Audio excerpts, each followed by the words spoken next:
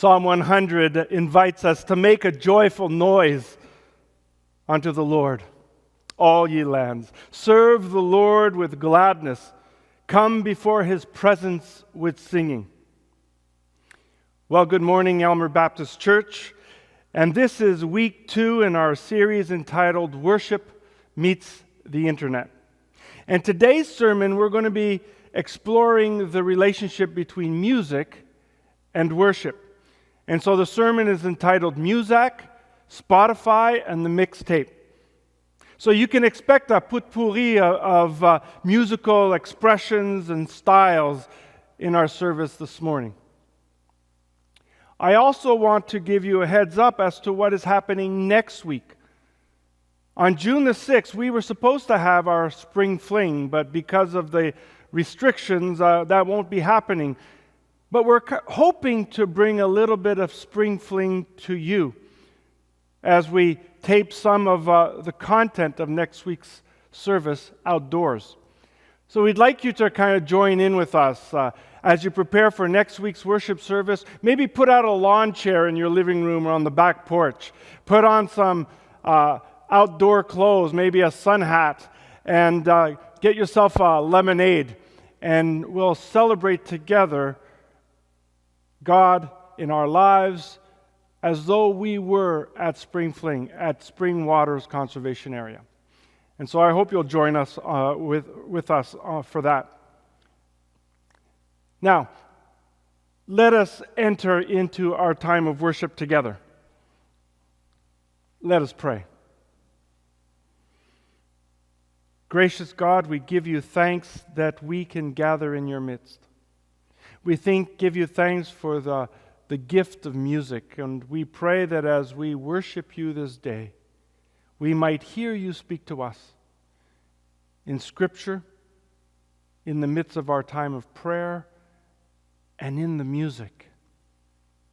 Guide us as we worship you. In Jesus' name, amen.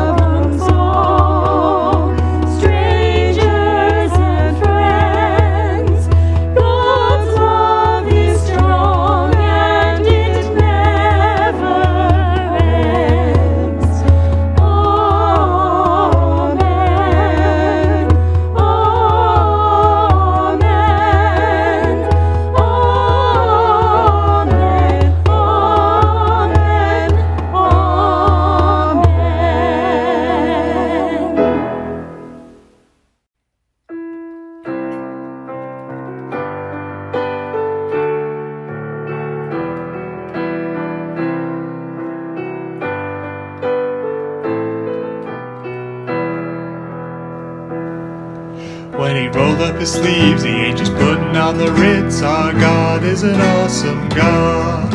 There is thunder in his footsteps and lightning in his fist. Our God is an awesome God.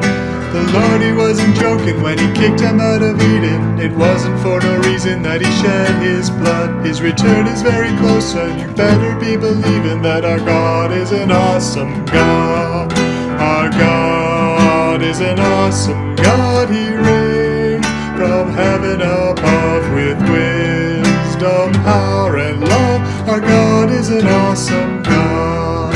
Our God is an awesome God. He reigns from heaven above with wisdom, power, and love. Our God is an awesome God.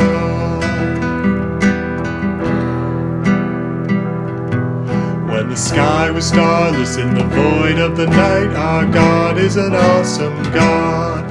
He spoke into the darkness and created the light. Our God is an awesome God. Judgment and wrath he poured out on Sodom. Mercy and grace he gave us at the cross. I hope that we have not too quickly forgotten that our God is an awesome God.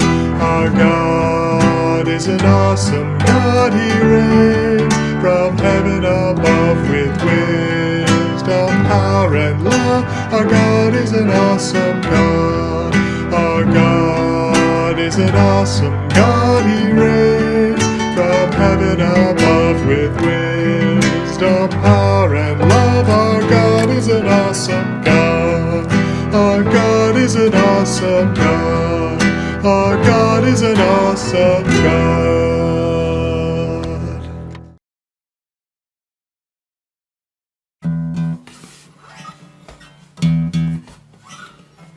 Joshua fought the battle of Jericho, Jericho, Jericho. Joshua fought the battle of Jericho, and the walls come a-tumbling down. Joshua fought the battle of Jericho, Jericho, Jericho. Joshua fought the battle of Jericho, and the walls come a-tumbling down. You can talk about the men of Gideon, you can talk about the men of Saul, but there's none like good old Joshua at the battle of Jericho.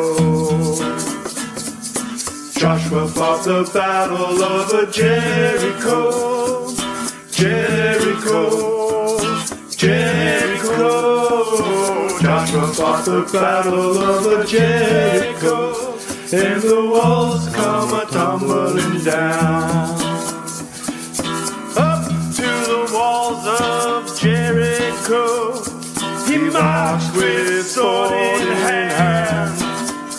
Go blow those ram horns, Joshua cried, for the battle is in God's hand.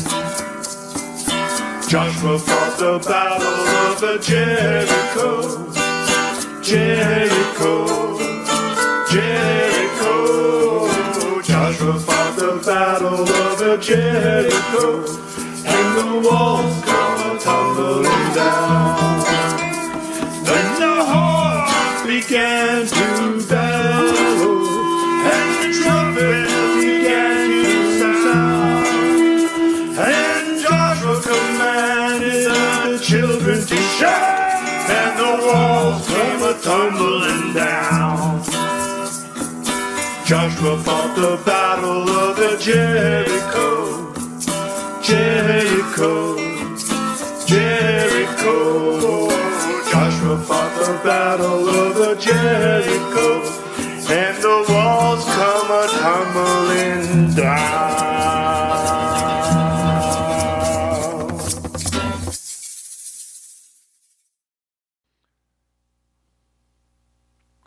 Let us come together in prayer. Let us quiet our hearts. Let us pray.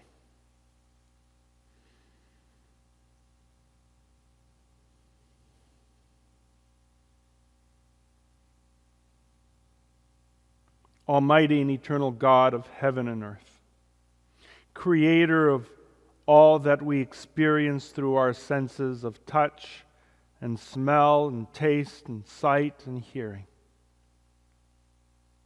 On this day, O God, we are mindful of the gift of music that speaks to us through rhythms and melodies and harmonies, that creatively reorganizes noises and sounds into music that is able to speak and communicate with us.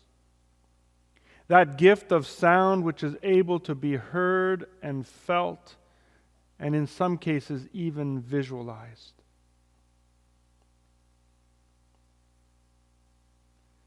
For that throbbing of a bass line that we can feel within our chests, we give you thanks. For the rhythms that lead our bodies to move and dance, we give you thanks. For melody lines that inspire our imagination and rekindle memories from our past, placing us back there as if we were in that moment, we give you thanks. For harmonies that can bring us to tears, and then in the very next moment leave us awestruck, we give you thanks. For musicians and vocalists and composers and arrangers who are able to transform notes on a page into sounds able to move us emotionally and spiritually and even physically as we listen to them and hum them and sing them and dance to them, as we rejoice and weep, we give you thanks.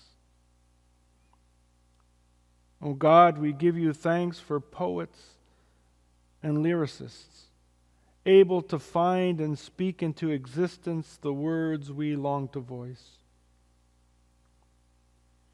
We thank you for artists who, through their various creative media, invite us into their world and speak to us and sometimes speak for us and inspire us through sight and sounds, tastes and smells and touch. Thank you, O God. O God of creation, continue to speak to us, reveal yourself to us, comfort us and challenge us through the giftedness of others, and intervene in our lives that we might experience you personally in our daily lives. When we are in pain, grant us comfort. When we are angry, calm our raging spirit. When we rebel against you, discipline us. When we return to you, forgive us and restore us. When we are afraid, grant us courage. When we feel lost, show us your way. When we are tired and exhausted, teach us how to rest in you.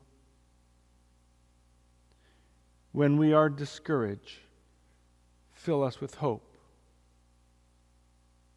When we feel unsure about you, walk with us as we try to figure it out, and reveal yourself to us in word and presence, that we might know you are with us even in the dark times.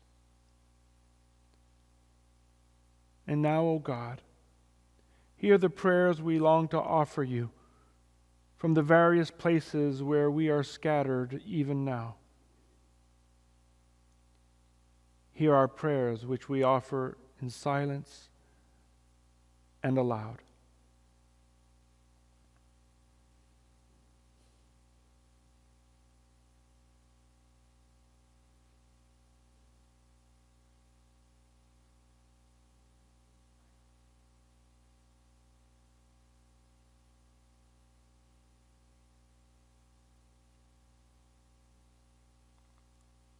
Our Father, who art in heaven, hallowed be thy name. Thy kingdom come, thy will be done on earth as it is in heaven. Give us this day our daily bread, and forgive us our trespasses, as we forgive those who trespass against us.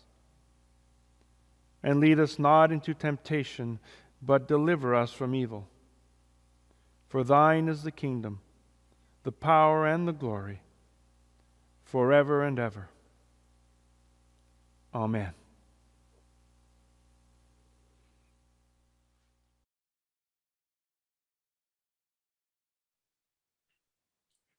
Well, hi, Carol. Welcome. It's great to have you here during our worship service this morning. And as our director of music, I wanted to get your feelings about worship and music as we're focusing on the topic of music in worship today. Thank you. Music and worship is pretty much been part of my life forever.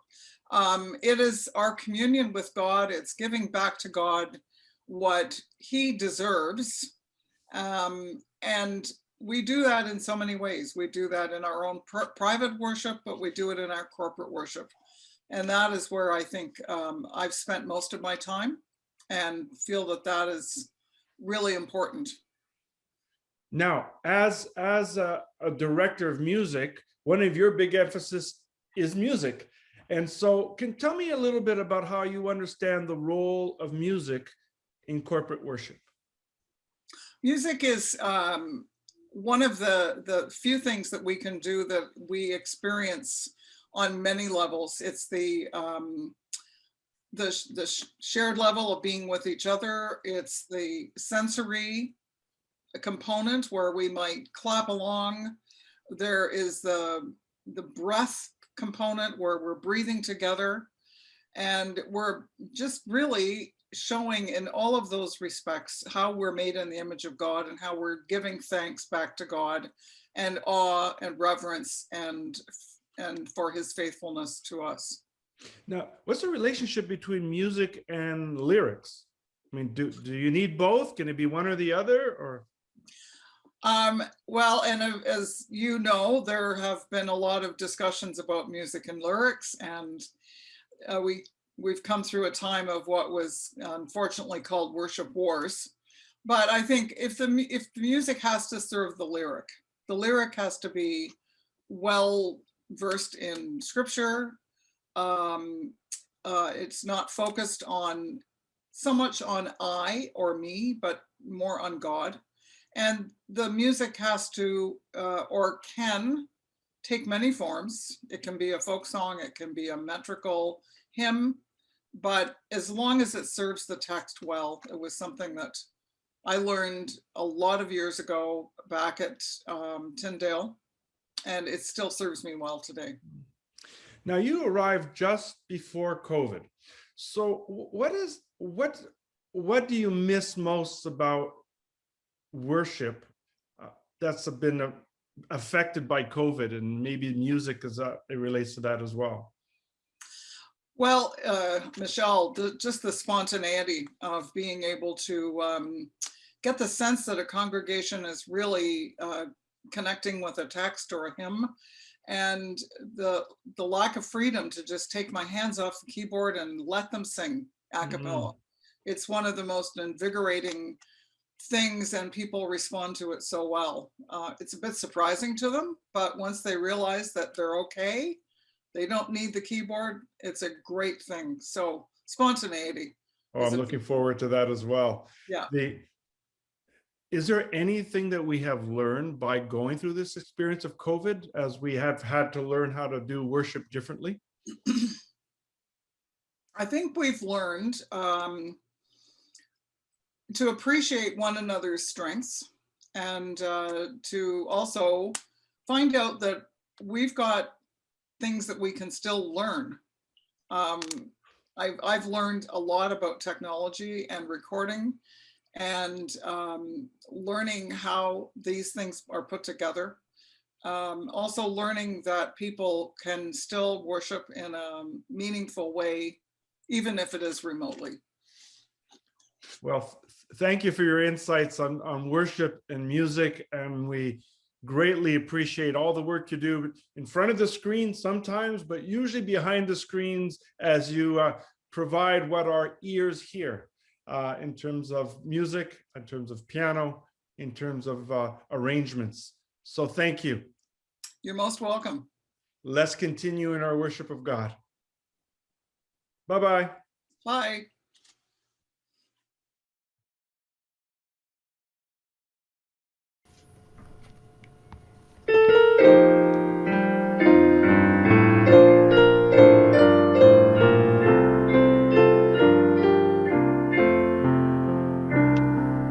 Worthy of worship, worthy of praise, worthy of honor and glory, worthy of all the vessels great and small, worthy of all of the offerings we bring. You are worthy, Father, Creator, you are worthy, Savior, Sustainer, you are worthy, worthy and wonderful, worthy of worship and praise, worthy of reverence, worthy of fear, worthy of love and devotion, worthy of bowing and bending of knees, worthy of all this is added to these. You are worthy, Father, Creator, you are worthy, Savior, Sustainer, you are worthy, worthy and wonderful, worthy of worship and praise.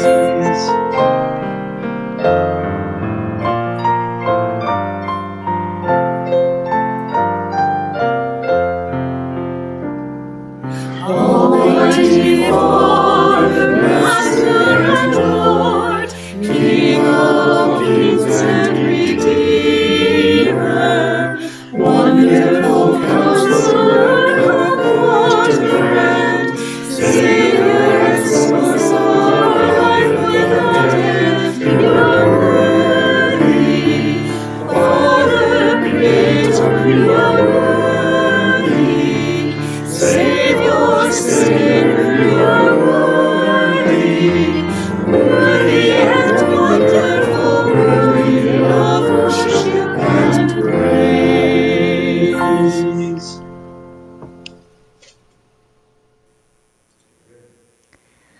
Colossians chapter 3, verses 12 to 17. Therefore, as God's chosen people, holy and dearly loved, clothe yourselves with compassion, kindness, humility, gentleness, and patience. Bear with each other and forgive one another if any of you has a grievance against someone. Forgive as the Lord forgave you. And over all these virtues, put on love, which binds them all together in perfect unity. Let the peace of Christ rule in your hearts, since as members of one body, you were called to peace, and be thankful.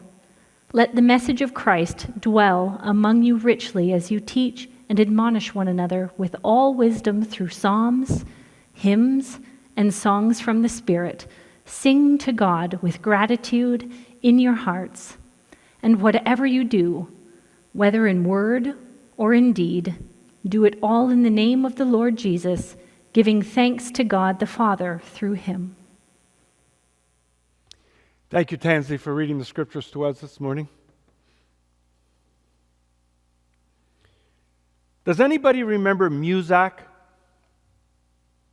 It was also known as background music or elevator music or mood music.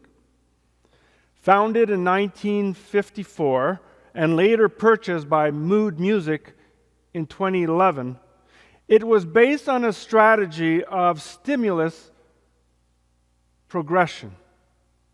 In other words, its aim was to stimulate and maintain higher productivity among the workforce. And it did so by means of modifying behavior. Some of its critics suggested it was more than modifying behavior, it was actually manipulating or shaping behavior. There was usually 15 minutes of music followed by 15 minutes of silence so that you wouldn't ignore it as white noise. And the music would gradually increase in both tempo and volume at various stages throughout the day to help keep staff alert and productive. Its aim was to set a collective mood for a specific purpose. Concert goers will know this because you have opening bands.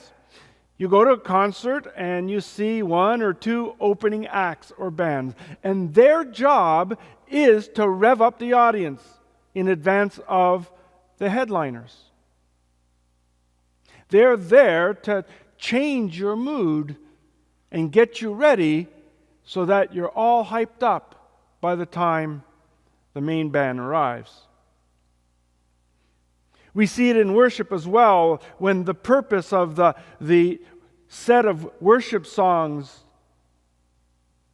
is intended to move a congregation from a time of praise to a time of worship. Sometimes it's a time of we songs to a time of I songs.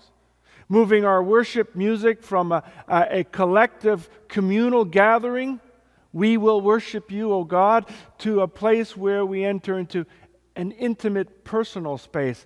I love you, Lord, and I lift my eyes unto you.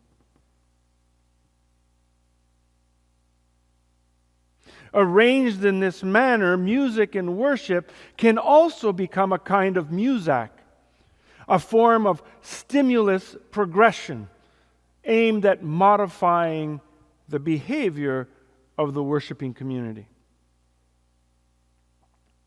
Now, while we don't find any reference to Muzak in the Bible, let me suggest that we do have a few examples of music being used to modify behavior. In the book of Numbers, the 10th chapter, we're told about 2 silver trumpets, which were commissioned by God Himself through Moses. They were crafted to set a mood. They were used to signal or call the leaders or the people to assemble together at the tabernacle. They were used to call the people together and to send out warriors into battle. They were used to gather God's people for corporate worship during sacred festivals. Many psalms serve as gathering rituals, gathering people into God's presence. Psalm 100, make a joyful noise unto the Lord. Psalm 150, praise the Lord with sounds of trumpets. When I served in the military, I remember bagpipes having the ability to inspire me to keep on going on long marches. Taking my mind off the pain of my blistered feet and allowing me to sway to that slow march beat, moving me forward step by step, beat by beat. Worship music could also have that effect. Like Muzak, it can inspire us to work collectively. Preludes and postludes and offertories communicate that to us, telling us what's about to happen next. However, if we are not careful, these rituals, these songs, these pieces of music which modify our behavior can move from a place of communicating to us to a place where we perceive them as manipulative, eroding our trust in the worship and its leaders as they seek to force us to respond to music we don't identify with, or to speak words that are not words we want to voice. Like Muzak, our music can be a vehicle to gather us together and create a mood for us. And in that case, it is well done. However, a view of music aimed primarily at creating a mood, preparing people for the sermon or for an encounter with God, can be destructive if they no longer signal a communal gathering, but rather are seen as manipulating others into experiencing God in their own way or in our own way if we're leading. But Muzak is just one way in which we tend to arrange or curate our music for the sake of others. In this internet age, we have Spotify as well.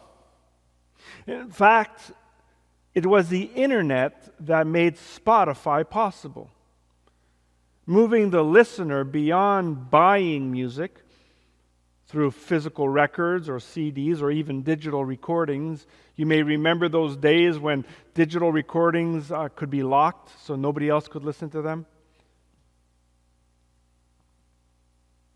Founded in 2006, this Swedish company, Spotify, became one of what is now many streaming applications.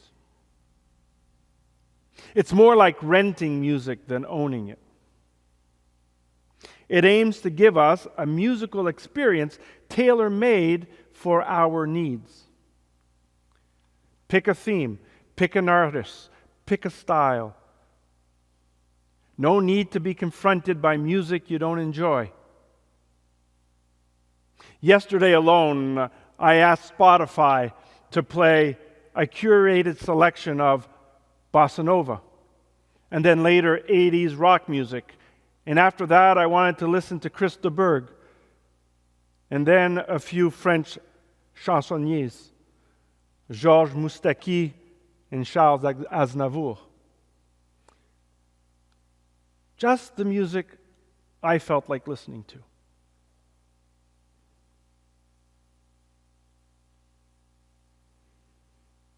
This Spotify approach is also happening in our churches today. The traditional versus contemporary worship wars of the past had less to do with worship and more to do with musical styles and preferences. First, there were the wars over hymns versus choruses. Then there were battles among the various contemporary worship styles with brands like Hosanna and Maranatha and Hillsong and you name it.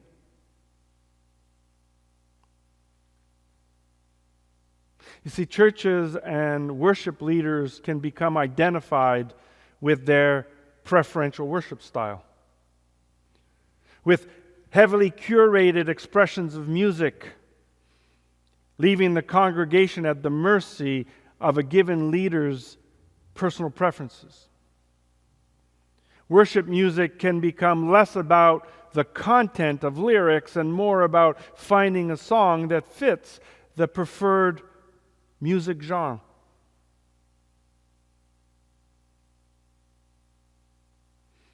Sometimes we become preoccupied with a particular hymn book or with the top 100 list of worship songs from CCLI.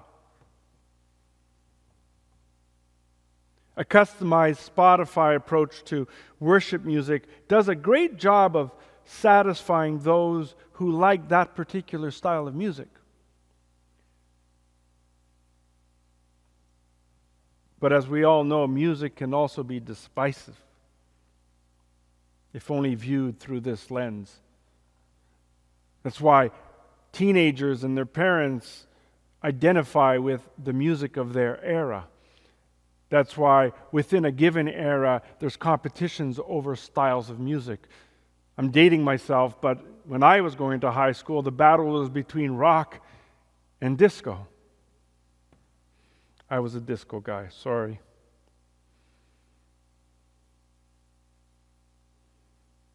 Now, if we want to go old school with respect to music selection, then you've got the mixtape. And here's where I'm going to expose some of my own biases. The mixtape is a pre-internet approach to music curation. And it's the mixtape that leads us to our text this morning from Colossians chapter 3. Do you remember the mixtape? You may be too young to remember this, but let me explain. The mixtape took hours to create. One would record or sample various songs.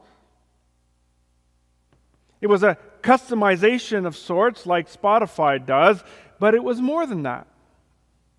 It was a labor of love created to be shared with friends at a party or on a road trip or with that very special someone we wanted to impress. It was a blend of music, a blend of what we liked and of what we thought somebody else would like. Boys would use them to produce tapes of music they liked and wanted to share, and music that they thought their love interest might like. Sometimes it was the music style that mattered. Sometimes it was the lyrics and what they communicated that mattered. It was a conversation through song. Now let me suggest that our passage from Colossians chapter 3 views worship with its psalms and its hymns and spiritual songs as a mixtape. Colossians chapter 3 verse 16 and its parallel passage in Ephesians 5 verse 19 view worship music as a means of communication, for teaching and admonishing one another.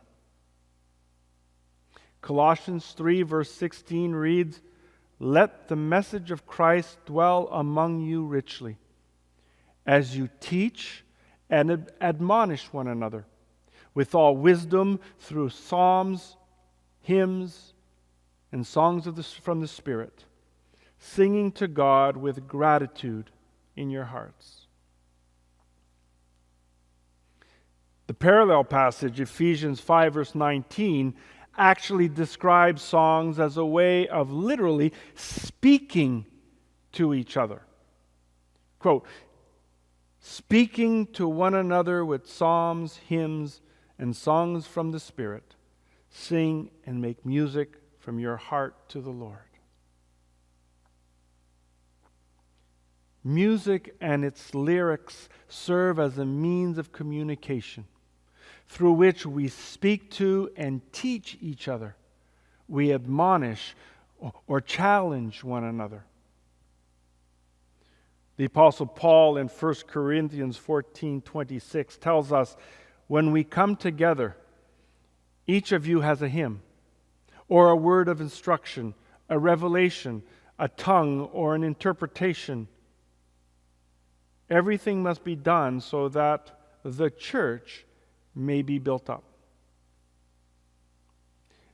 In other words, hymns, songs, music serve the same purpose in worship as instruction and revelation, tongues and interpretation. And that is to build us up as a church. And so if our music does not build us up, we're doing it wrong. Eugene Peterson translates this verse, 1 Corinthians 14:26, in his translation, The Message, as follows. When you gather for worship, each one of you be prepared with something that will be useful to all.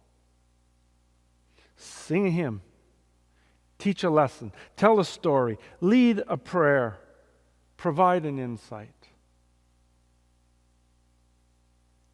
This is particularly true at this time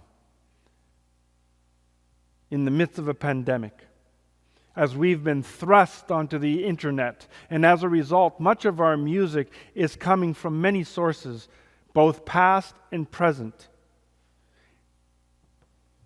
With each prelude and hymn and song, we receive another message, an act of communication aimed to teach us and equip us and to speak to us as we worship God. And that music speaks to us differently.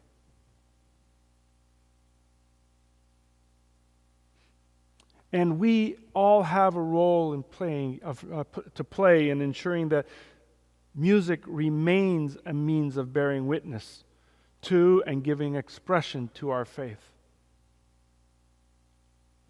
We teach, we challenge, we speak, and we bear witness to our relationship with God through music.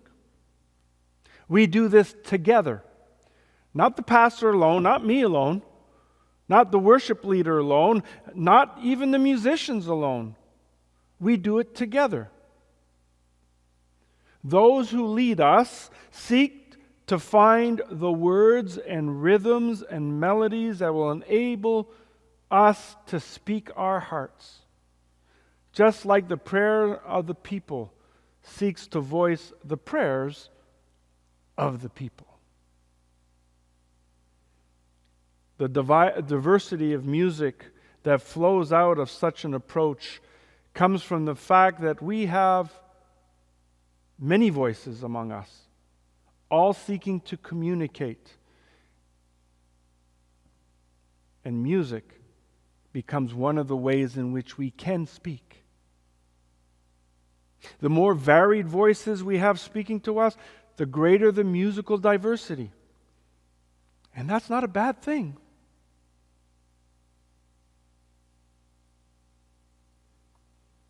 There is a place in worship for the music that intentionally calls us together with sounds of trumpets and harps and lutes. There is a place for music that signals to the people that God is here among us. There is even a place for a well-curated segment of beautiful music arranged to take us on a thematic or stylistic journey into God's presence. But these are not the only, or may I even suggest, the primary role that music plays in our worship. Most of the time, music in New Testament worship was about communication and bearing testimony to our faith through rhythms and melodies and harmonies and lyrics. And they don't always have to flow like a beautiful, stylistically or thematically arranged work of musical art. African beats are allowed to merge with country ballads. Cellos and steel guitars and djembe drums and Hammond and pipe organs all have their place, and they can even speak together in a piece of music. Congregations, choirs, bands, solo proclamations bearing witness to the faith can all give voice to a message aimed at equipping. What matters most is not, am I being drawn into worship with the music I like, but rather whether we are conversing with each other and God in the process. Are we being built up together? And that conversation can move from hymn to country music, to spoken word, to contemporary Christian music, to gospel, to African songs of worship, to black spirituals, and even original songs written by worshipers within our own community. And that can all happen in the same service, theoretically.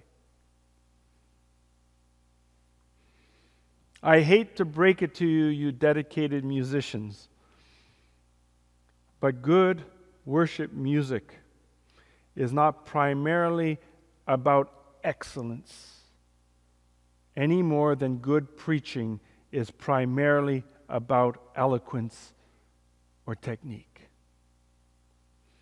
It's about enabling us to encounter and converse with God, who is as pleased with our musical noise and my playing of the harmonica as he is with mesmerized musical performances.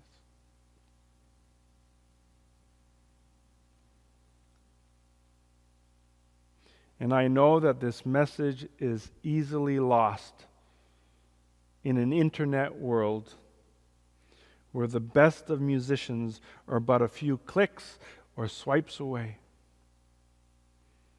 We can become enamored with the musician and the performance, and in the very same breath, lose sight of God. Our music serves to draw us into conversation with God and with each other in Christ's presence, to praise and give thanks, to rejoice in our faith, to cry out for help, to give opportunity for a worshiping community to teach and admonish and speak and equip one another, to bear witness and invite each other to do likewise. Seen in this way, worship music is no longer a discussion about music preferences, but rather about finding new ways to allow the community of faith to speak to one another and to God through beats and rhythms and melodies and harmonies and lyrics.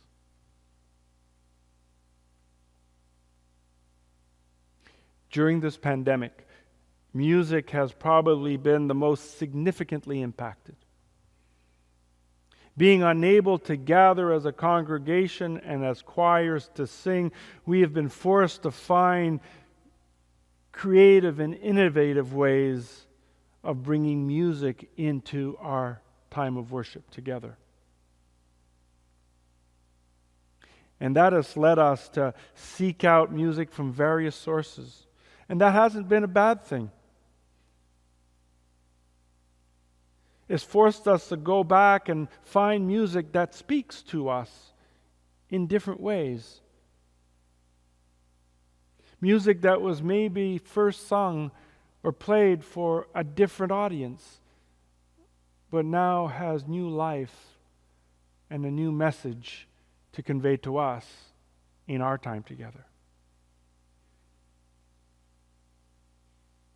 The pandemic has invited us to be less concerned with our preferred means and musical communication and more excited about hearing what has to be communicated. It has made us less concerned about quality and more excited about the substance of what is being communicated and who is doing the communicating, whether it be the vocalist or the instrumentalist. And deep down, I'm hoping that it is also giving you courage to sing out loud in your own worship spaces, at home or wherever you find yourselves.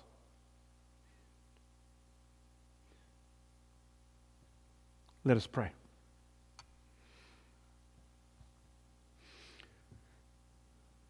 Gracious God, we long to worship you. We miss the gathering together, to being in a congregation where we hear those next to us singing with us. We miss the opportunity we have to sing old, familiar songs and to learn new ones.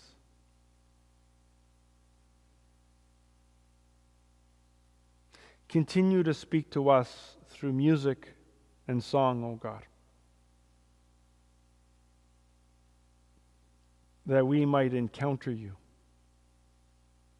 that we might speak to you, that we might be the church together and worship together to your glory. Through Jesus Christ our Lord. Amen.